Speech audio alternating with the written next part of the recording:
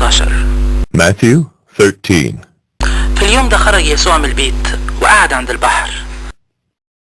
That same day Jesus went out of the house and sat beside the sea. فاتجمعت عنده زحمة كتيرة لدرجة انه دخل السفينة وقعد. And great crowds gathered about him so that he got into a boat and sat down. والزحمة كلها واقفة على الشط. And the whole crowd stood on the beach. فكلمهم كتير بأمثال وقال. And he told them many things in parables, saying, أهو الزارع خرج عشان يزرع. A sower went out to sow. وهو عمال يزرع وقع شوية بذر على الطريق. And as he sowed, some seeds fell along the path. فجت الطيور وكلته. And the birds came and devoured them. وقع غيره على الأماكن المتحجرة. Other seeds fell on rocky ground, في المكان اللي ما كانش فيه تربة كتيرة. where they did not have much soil. فنبت في الحال عشان ما كانش له عمق في الأرض. And immediately they sprang up, since they had no depth of soil. ولكن لما طلعت الشمس اتحرق. But when the sun rose, they were scorched. وعشان ما كانش له أصل نشف. And since they had no root, they withered away. وقع غيره على الشوك. Other seeds fell among thorns, فطلع الشوك وخنقه. and the thorns grew up and choked them. وقع غيره على الأرض الكويسة. Other seeds fell on good soil فإدى ثمر. and produced grain. شوية 100 وغيره 60 وغيره 30. Some 100-fold, some 60, some 30. اللي له ودان تسمع يبقى يسمع. He who has ears, let him hear. فطلع له التلاميذ قدام وقالوا له. Then the disciples came and said to him, ليه بتكلمهم بأمثال؟ Why do you speak to them in parables? فجاوب وقال لهم. And he answered them, لأنه تعطلكوا إنكم تعرفوا أسرار مملكة السماء. To you it has been given to know the secrets of the kingdom of heaven. أما لدول فما خدوش كده. But to them it has not been given. عشان اللي ليه هياخد ويزيد. For to the one who has, more will be given, and he will have an abundance. أما اللي ملوش فاللي عنده هيتاخد منه. But from the one who has not, even what he has will be taken away. عشان كده بكلمهم بأمثال. This is why I speak to them in parables. عشان هم مفتحين ما بيشوفوش. Because seeing they do not see, وبيسمعوا ولا بيسمعوش ولا بيفهموا. and hearing they do not hear, nor do they understand. لأن نبوة أشعياء كملت فيهم لما قال. Indeed, in their case the prophecy of Isaiah is fulfilled that says, تسمعوا سمعوا وما تفهموش. You will indeed hear but never understand, ومفتحين تبصوا ولا تشوفوش. and you will indeed see but never perceive. لأن قلب الشعب ده تخن. For this people's heart has grown dull, وودانهم سمعها تقل. and with their ears they can barely hear, وغمضوا عينيهم عشان ما يشوفوش بعينيهم. and their eyes they have closed, lest they should see with their eyes, ويسمعوا بودانهم. and hear with their ears, ويفهموا بقلوبهم ويرجعوا فأشفيهم. and understand with their heart and turn, and I would heal them. ولكن يبخت عينيكوا لأنها بتشوف. But blessed are your eyes, for they see, وودانكوا لأنها بتسمع. and your ears for they hear. لأني الحق بقول لكم إن أنبياء وناس صالحين كتار اتمنوا إنهم يشوفوا اللي انتوا بتشوفوه وما شافوش. For truly I say to you, many prophets and righteous people long to see what you see, and did not see it, وإنهم يسمعوا اللي انتوا بتسمعوه ولا سمعوش. and to hear what you hear, and did not hear it. فاسمعوا انتوا مثل الزارع. Hear then the parable of the sower.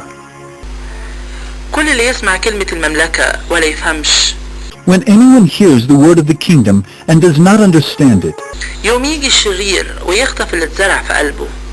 the evil one comes and snatches away what has been sown in his heart. هو ده المزروع على الطريق. This is what was sown along the path. والمزروع على الأماكن المتحجرة. As for what was sown on rocky ground, هو اللي يسمع الكلمة وفي الحال يقبلها بفرح. This is the one who hears the word and immediately receives it with joy. ولكن ملوش أصل في نفسه. Yet he has no root in himself, لكنه لشوية وقت. but endures for a while. فلو حصلت مضايقة أو اضطهاد بسبب الكلمة، And when tribulation or persecution arises on account of the word, يقوم على طول يتشنكل. immediately he falls away. واللي مزروع بين الشوك As for what was sown among thorns, هو اللي يسمع الكلمة، this is the one who hears the word, وهم الدنيا دي وغرور الغنى يخنقوا الكلمة فتبقى من غير ثمر. but the cares of the world and the deceitfulness of riches choke the word, and it proves unfruitful. وأما اللي مزروع على الأرض الكويسة، As for what was sown on good soil, فهو اللي يسمع الكلمة ويفهم، this is the one who hears the word and understands it. وهو اللي يجي بثمر فيعمل شوية 100 He indeed bears fruit and yields in one case 100-fold, وغيره 60 وغيره 30. in another 60, and in another 30. قدم لهم مثل تاني وقال: He put another parable before them, saying, تشبه مملكة السماء إنسان زرع كويس في غيطه. The kingdom of heaven may be compared to a man who sowed good seed in his field. وفين والناس نايمين جه عدوه But while his men were sleeping, his enemy came وزرع عشب سام في وسط القمح ومشي. and sowed weeds among the wheat and went away. فلما طلع النبات وعمل ثمر، So when the plants came up and bore grain, وقتها ظهر العشب السام كمان. then the weeds appeared also. فجه عبيد رب البيت وقالوا له: And the servants of the master of the house came and said to him, يا سيد، مش زرعت في غيطك زرع كويس؟ Master, did you not sow good seed in your field? أمال منين جاله العشب السام؟ How then does it have weeds?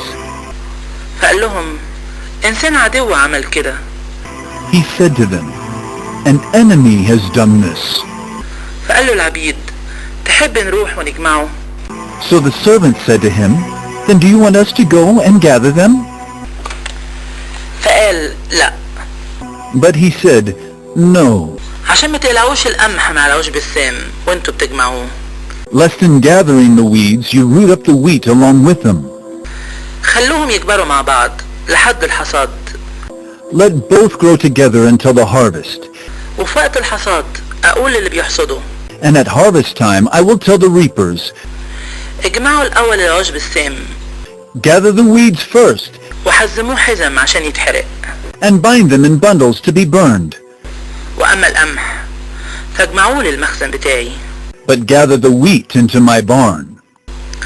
قدم لهم مثل تاني وقال: He put another parable before them, saying, تشبه مملكة السماء حبة خردل. The kingdom of heaven is like a grain of mustard seed أخدها إنسان وزرعها بغيطه، that a man took and sowed in his field. وهي أصغر من كل البذور، It is the smallest of all seeds, ولكن لما تكبر بتبقى أكبر حاجة في البقول، but when it has grown it is larger than all the garden plants وبتبقى شجرة، and becomes a tree, لدرجة إن طيور السماء بتيجي وتتاوى في فروعها. so that the birds of the air come and make nests in its branches. قال لهم مثل تاني: He told them another parable. تشبه مملكة السماء خميرة.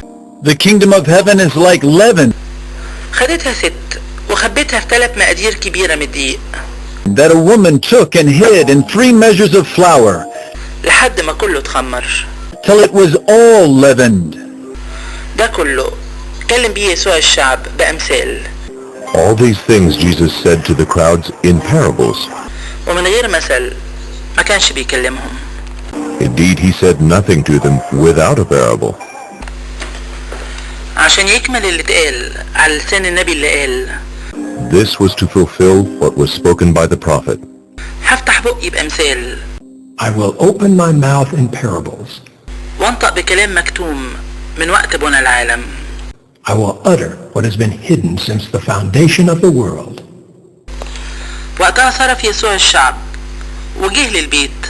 Then he left the crowds and went into the house. فطلع له تلاميذه قدام وقالوا And his disciples came to him saying, فسر لنا مثل العشب السام بتاع الغيط. Explain to us the parable of the weeds of the field. فجاوب وقال لهم He answered, اللي بيزرع الزرع كويس هو ابن الإنسان. The one who sows the good seed is the Son of Man. والغيط هو العالم. The field is the world. والزرع كويس هو ولاد المملكة. And the good seed is the sons of the kingdom. والعشب السام هو ولاد الشرير. The weeds are the sons of the evil one. والعدو اللي زرعه هو إبليس. And the enemy who sowed them is the devil.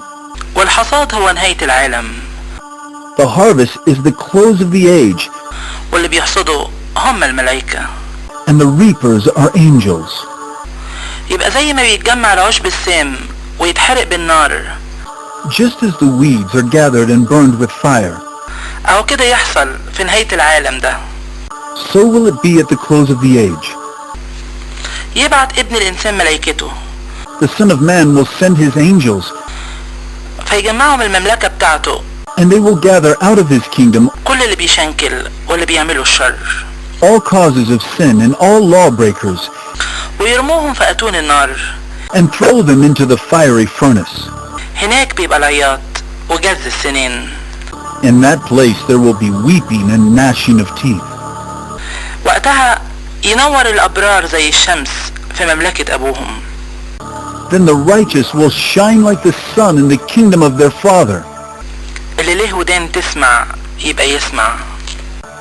He who has ears, let him hear. كمان تشبه مملكة السماء كنز مخفي في غيط. The kingdom of heaven is like treasure hidden in a field, لقاه إنسان فخفاه. which a man found and covered up. ومن فرحته راح وباع كل اللي كان عنده واشترى الغيط ده. Then in his joy he goes and sells all that he has and buys that field. كمان تشبه مملكة السماء إنسان تاجر بيدور على جواهر لؤلؤ حلوة. Again, the kingdom of heaven is like a merchant in search of fine pearls, فلما لقى لؤلؤة واحدة تمنها غالي who on finding one pearl of great value, راح وباع كل اللي كان عنده واشتراها. went and sold all that he had and bought it. كمان تشبه مملكة السماء شبكة مرمية في البحر. Again, the kingdom of heaven is like a net that was thrown into the sea وشايلة من كل نوع. and gathered fish of every kind. فلما اتملت طلعوها على الشط وقعدوا وجمعوا اللي كويس في سلال. When it was full, men drew it ashore and sat down and sorted the good into containers, أما اللي وحش فرموه بره. but threw away the bad. أو كده يحصل في نهاية العالم. So it will be at the close of the age. يخرج الملائكة ويفرزوا الأشرار من بين الصالحين. The angels will come out and separate the evil from the righteous ويرموهم في فرن النار. and throw them into the fiery furnace. هناك بيبقى العياط وجز السنان. In that place there will be weeping and gnashing of teeth. قال لهم يسوع فهمتوا بقى ده كله؟ Have you understood all these things? فقالوا أيوة يا سيد. They said to him, Yes. فقال لهم عشان كده كل كاتب متعلم في مملكة السماء. and he said to them, Therefore, every scribe who has been trained for the kingdom of heaven يشبه راجل رب بيت is like a master of a house بيخرج من كنزه اللي جديد واللي قديم. who brings out of his treasure what is new and what is old. ولما كمل يسوع الأمثال دي اتحرك من هناك. And when Jesus had finished these parables, he went away from there. ولما جه لبلده كان بيعلمهم في المجمع بتاعهم. And coming to his hometown, he taught them in their synagogue, so لحد ما انذهلوا وقالوا that they were astonished and said, منين لده كل الحكمة والمعجزات؟ Where did this man get this wisdom and these mighty works? مش ده ابن النجار؟ Is not this the carpenter's son? مش أمه اسمها مريم؟ Is not his mother called Mary? وإخواته يعقوب ويوسي وسمعان ويهوذا؟ And are not his brothers James and Joseph and Simon and Judas? ولا مش اخواته كلهم عندنا؟ And are not all his sisters with us? امال منين لده كله؟ Where then did this man get all these things? فكانوا بيتشنكلوا فيه. And they took offense at him. اما يسوع فقال لهم But Jesus said to them, مفيش نبي من غير كرامة A prophet is not without honor, غير في بلده وفي بيته، except in his hometown and in his own household. وما عملش هناك معجزات كتيرة and he did not do many mighty works there بسبب ان ما عندهمش ايمان، because of their unbelief.